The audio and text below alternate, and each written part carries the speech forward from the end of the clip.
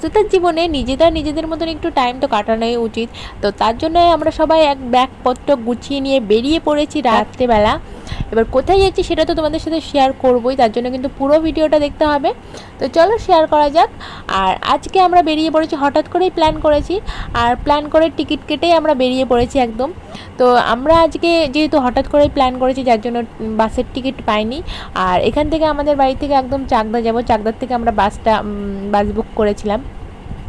আর চাকদার থেকে ডাইরেক্ট আমরা চলে যাব আমাদের ডেস্টিনেশনে। চাকদাতে গিয়ে আমাদের অনেকটা টাইমই বসে থাকতে হয়েছে, যেহেতু আমাদের বনগাঁ থেকে চাকদার বাস লাস্ট বাস 9টা ছিল, আর আমাদের চাকদা থেকে বাস ছিল 11টা টাইম। তো অনেকটা টাইমে আমরা বসেছিলাম। দেন তারপর আমাদের বাস আসলো, আর যে যার সিটে আমরা বসে পড়ি। আমি প্রথমে ভাবছিলাম কেমন হবে, আর প্রথমবার আমি ফার্স্ট টাইম এই বাস জার্নি করছি, সারা রাত বাস জার্নি করব। তো ফার্স্ট টাইম এক্সপিরিয়েন্স হলো, মোটামুটি ভালোই হয়েছে এক্সপিরিয়েন্সটা। আমার যতটা ভেবেছিলাম কেমন হবে, সারা রাত বসে যাব, বাসে যদি সমস্যা হয়, কিন্তু কোনো সমস্যাই হয়নি। সারা রাত আমি শুয়েই কাটিয়ে দিয়েছি, যার জন্য আমি কোনো সমস্যা ফিল করিনি। আমি বাসে উঠেছি আর সারা রাত ঘুমোতেই গেছি, বিশেষ করে। আর সকালবেলা গিয়ে আমার ঘুম ভেঙেছে, আর সবাই তো অবাক, আমি এত ঘুমিয়েছি, আর সবাই জেগেই ছিল, তেমন একটা কেউ ঘুমোয়নি। আর বাস থেকে আমাদের দিয়েছিল টিফিন, এখানে একটা করে বিস্কিটের প্যাকেট আর একটা করে জলের বোতল দিয়েছিল।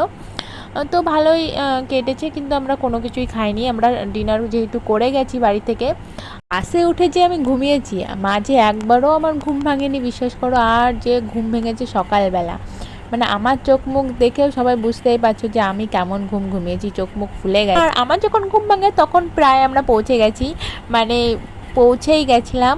সবাই তো অবাক, আমি এত ঘুমিয়েছি। অনেকেই ঘুমায়নি, আমার বোন ঘুমোয়নি, সারা রাত ও জেগে রয়েছে।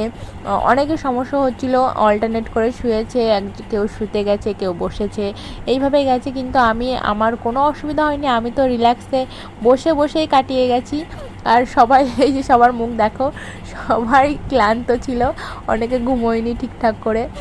তো চলো আমরা এখন চলে যাব আমাদের হোটেলের উদ্দেশ্যে। তো এখন বাস থেকে নেমে আমরা ব্যাগপত্র নিয়ে হোটেলের উদ্দেশ্যে চলে যাচ্ছি।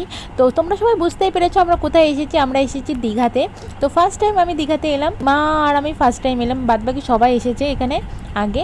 চলো, অনেক দিন তোমাদের সাথে কোনো ভিডিও আপলোড করা হয়নি, তো ভাবলাম এই উদ্দেশ্যে কিছু ভিডিও তোমাদের সাথে শেয়ার করাও হবে। এবার থেকে চেষ্টা করব ছোট ছোট মিনি ব্লগ তোমাদের সাথে শেয়ার করা। তোমরা বুঝতেই পারছো আমি এরকম শুরু করি, কিন্তু মাঝে এত একটা ঝড় চলে গেছে আমাদের জীবনে। তো এর থেকে রেগুলারই ভিডিও আসবে। তো ভিডিওটা কেমন লাগলো অবশ্যই জানিও। তো চলো, দেখা হচ্ছে নেক্সট ভিডিওতে। চলো, বাই বাই।